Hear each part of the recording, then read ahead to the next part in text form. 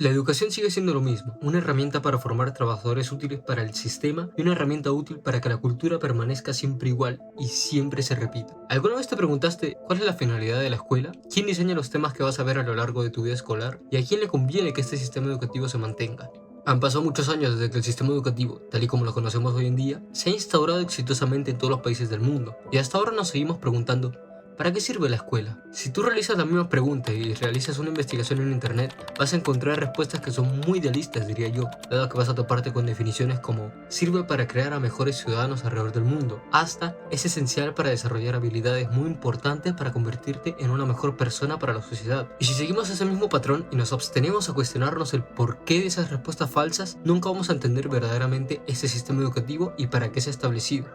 A mi temprana edad, porque desde mi percepción con 19 años no se logra la mejor versión de uno mismo, me preguntaba en constantes ocasiones, ¿por qué todos los colegios llevan los mismos cursos? Aunque a veces pueden ser acoplados de diferente manera, ¿para qué me va a servir el teorema de Pitágoras en la vida real? ¿La mitocondria me ayudará a pagar mis impuestos? Y llegué a la conclusión de que la escuela solamente te enseña a ser un buen trabajador, más no a ser un buen ciudadano o explorar las infinitas habilidades que podemos desarrollar como seres humanos. Esencialmente, este es el biopoder más importante para el control de la población, tal y como lo dijo el filósofo francés Michel Foucault, para lograr el sometimiento de los cuerpos. Si nos remontamos a los inicios de lo que conocemos como educación, por mucho tiempo siempre había sido un lujo, un privilegio que mágicamente les tocaba a las personas de una clase social adinerada, y tal es el caso de las civilizaciones antiguas, tales como Grecia, Egipto, Roma, etcétera, etcétera. Sin embargo, con el pasar de los años, décadas y siglos, la gente más poderosa que gobernaba las civilizaciones, que poco a poco se iban desarrollando más, se percataron de la necesidad urgente de trabajadores especializados, porque si en un país cuentas con muchos ciudadanos que son analfabetos y no tienen las habilidades necesarias para desempeñarse en distintos campos de trabajo, necesitas hacer algo al respecto. Fue por eso que a finales del siglo XVIII e inicio del siglo XIX se estableció un sistema educativo muy novedoso para la época, el cual había sido desarrollado en el país de Prusia. Esta forma de manipular a todos los habitantes del estado prusiano fue implementado e ideado en conjunto tanto por el rey de Prusia, Federico el Grande, y uno de los educadores más importantes de esa nación, Johann Julius Hecker. Aquí sé que muchos se preguntarán, ¿para qué usaron o crearon este nuevo sistema educativo? Su finalidad funcionó completamente y fue la de indoctrinar a sus pobladores, partiendo de los niños más pequeños por su maleabilidad, a fin de poder educarlos, entre comillas, a ser obedientes a sus superiores y a poder enseñarles lo que Federico quisiera. Recuerden que en esa época se estaban desarrollando muchas revueltas en Europa, manifestaciones y mucha concentración de personas las cuales estaban descontentas con las personas que los gobernaban. Y él lo que quería evitar era justamente eso. Y pudo tranquilizar a la población gracias a la educación gratuita impartida en esos años y que perdura hasta la actualidad. Se notaba mucho autoritarismo en ese modelo de educación gracias a que el error conllevaba un castigo severo, mientras que el acierto sería apreciado con un premio. Por otro lado, existen algunas características que pueden ser reconocidas como ventajosas y positivas para quienes estaban en el lado económico de la pobreza, tales como la educación gratuita, entrenamiento especializado para los profesores, un salario para aquellos que se dedicaban a la pedagogía y financiamiento de las escuelas. Estos puntos le dieron un entendimiento mejor o nuevas oportunidades a las personas más desfavorecidas de la época, al desarrollar habilidades útiles para las nuevas industrias desarrolladas en la revolución industrial.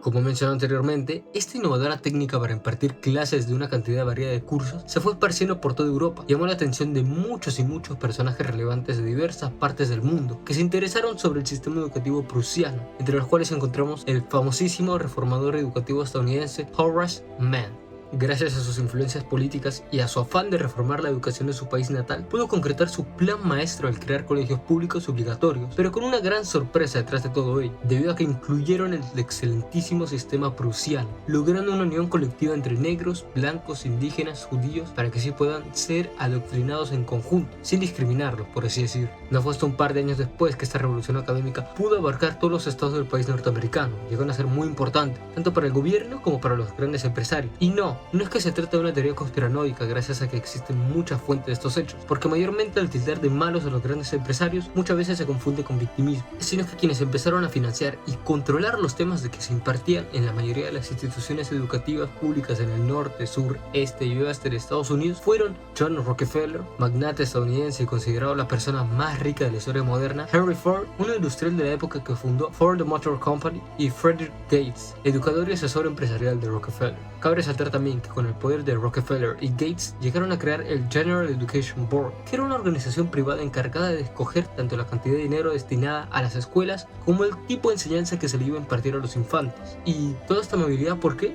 porque escaseaba la mano de obra, o mejor conocido como capital humano, para las industrias tanto petroleras, automotrices y otras más, gracias a que muchas personas no recibieron una enseñanza especializada para que puedan desarrollar sus habilidades en zonas específicas. Sin embargo, ¿por qué se hace énfasis en el modelo prusiano y el aprovechamiento de esta gente poderosa? Pues justamente gracias a que ellos lo único que buscaban era brindarles a esas personas una información limitada y crear una máquina infinita de personas quienes simplemente anhelaban trabajar por el resto de su vida, como si eso fuera la finalidad de su vida. Asimismo, esto se puede resumir muy bien con la frase de John Rockefeller: yo no quiero una nación de pensadores, yo quiero una nación de trabajadores. Esta pequeña frase podría resumir la finalidad principal del por qué ha logrado establecerse rápidamente el sistema educativo pruso, y aunque en esas décadas haya alcanzado un impacto positivo en la economía y en los ciudadanos, dándole acceso a una educación y dándole acceso a un trabajo, a largo plazo no iba a funcionar, y hoy en día nosotros somos una prueba de ello, porque con un revolucionario avance tecnológico, específicamente las inteligencias artificiales que van a empezar a ocupar muchos puestos de trabajo, la falta de incentivo a la creatividad humana, cursos ineptos para nuestro desarrollo personal y la ausencia de modificaciones en el sistema educativo actual harán que la civilización, tal y como la conocemos hoy en día, puede que se estanque y nunca logre su máximo esplendor.